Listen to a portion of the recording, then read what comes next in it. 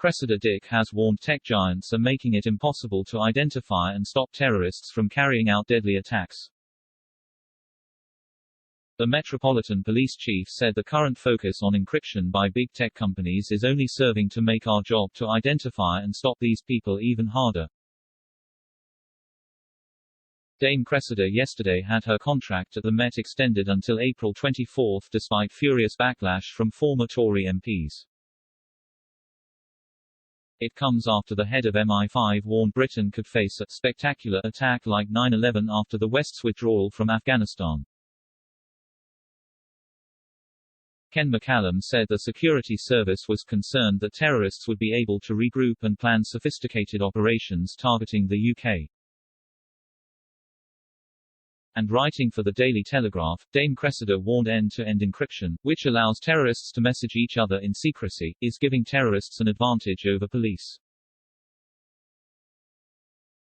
She said, the current focus on encryption by many big tech companies is only serving to make our job to identify and stop these people even harder, if not impossible in some cases. Dame Cressida said 9/11 was a watershed moment, confirming that terrorism was a truly global threat that required a global response. And she said the terrorist landscape has shifted since the attack in New York 20 years ago, with sophisticated plots giving way to more rudimentary ones that require less planning. She wrote, that global shift has only gathered pace in recent years with advances in communications technology. Terrorist groups, whatever their warped ideology or persuasion, have exploited this to reach, recruit and inspire anyone, anywhere and at any time through social media and the Internet. Yesterday it was announced that Dame Cressida would stay on as Scotland Yard Commissioner until April 2024 despite a wave of protests. Former Tory MP Harvey Proctor, 74, said he was bitterly disappointed by the news. He was one of 3 men who had their houses raided by officers from the Met's failed Operation Midland launched in reaction to false allegations by jailed fantasist Carl Beach about a murderous VIP paedophile ring. Earlier this week he was among a number of high-profile figures to sign an open letter to the Prime Minister accusing the Commissioner of presiding over a culture of incompetence and cover-up and calling for reforms in policing. Mr. Proctor said, I am bitterly disappointed by the decision, it is obscene, I believe the government will rue the day of this terribly bad and wrong decision. Reform UK's Richard Tice tweeted, resign or be fired, Cressida Dick should not be rewarded for a long catalogue of failures with new 2-year contract. Her performance has been woeful, this government is incapable of holding senior people to account to perform, to do the job properly. Lib Dem leader Ed Davey was among those calling for her to be fired on Thursday, while GB News commentator Patrick Christys said, if Cressida Dick was in any other job, she'd be asked to move on. MI5 chief warns Britain could face a spectacular attack like 9/11 after Afghanistan withdrawal as he reveals 31 late-stage plots to attack the UK have been thwarted in 4 years by Rebecca Camber, chief crime correspondent for the Daily Mail, and Martin Robinson, chief REPORTER for Mail Online. The head of MI5 has warned that Britain could face a spectacular attack like 9/11 after the West's withdrawal from Afghanistan. Ken McCallum said the security service was concerned that terrorists would be able to regroup and plan sophisticated operations targeting the UK.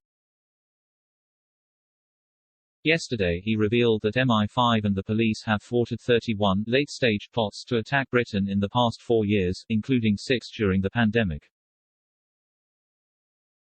2 of those plots are thought to have been disrupted in recent weeks. The MI5 Director General said the Taliban's takeover of Afghanistan had heartened and emboldened extremists.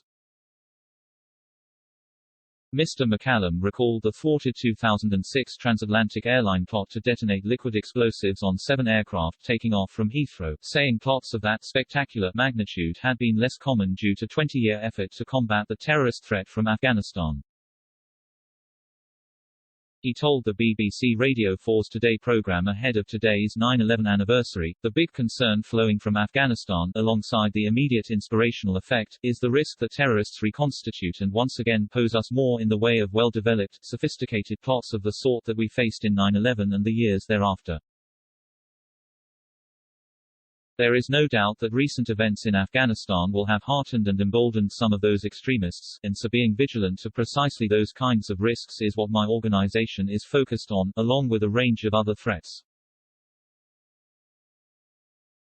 He said Islamist extremists posed the greatest problem, but a growing number of threats were from far-right groups.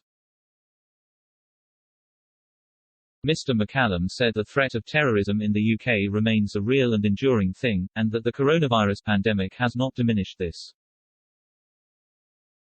Britain's top-secret agent also described turning to a spy colleague as the second plane hit the Twin Towers on 9/11 and immediately knew Osama bin Laden was behind the attack. He said, "We do face a consistent global struggle to defeat extremism and to guard against terrorism. This is a real problem. In the last 4 years, working with the police, my organization has disrupted 31 late-stage attack plots in Great Britain. That number includes mainly Islamist attack plots but also a growing number of attack plots from right-wing terrorists. Even during the pandemic period which we have all been enduring for the past 2 years, we have had to disrupt 6 late-stage attack plots," he said, adding, "So, the terrorist threat to the UK, I am sorry to say, is a real and enduring thing." Mr. McCallum said that inspired terrorist acts were by volume the largest number of threats that MI5 and their partners faced in the UK.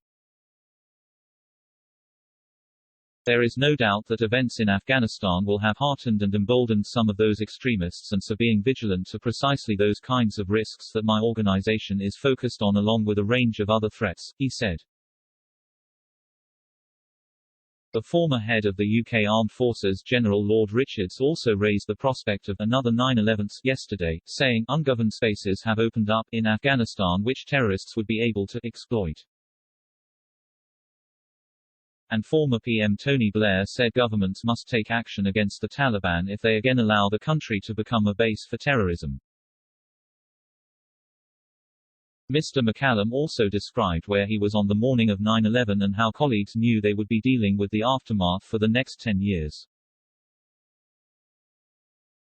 On the morning of 9/11 when the first plane hit the 2 towers we turned on the television in the corner of the room, and as the second plane struck, a colleague quietly said Osama bin Laden, he told the BBC's Today programme.